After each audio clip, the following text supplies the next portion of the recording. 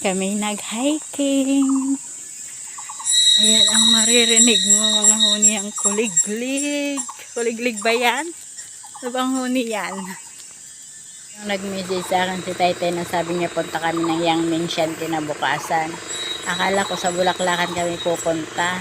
Ayun pala ay mag-hiking kami. Kaya pala sabi niya magsapatos ka Alin. Sabi niya sa akin. Dito kami sa Ayun, pero enjoy. Masaya naman.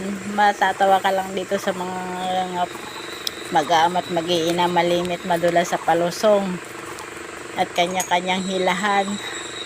Enjoy naman at makapag-hiking.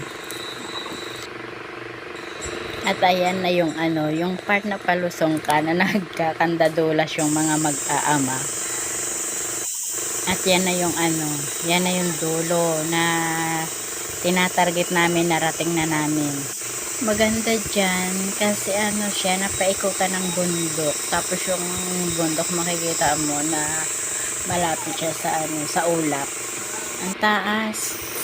Ayan na yung part na kami naglalakad na pauwi, at yung mga yan ay hindi na nag-ikot at ako lang ang nag-ikot. Yung mga yan ay umupo lang. Ayan yung tatlong magkakapatid. Ayan kami naglalakad na yan pabalik, bumaba saglit laang.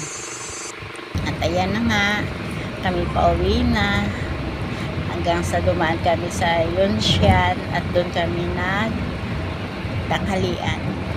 Tapos yun, makarating sa bahay, ayan, kanya-kanyang tulugan na.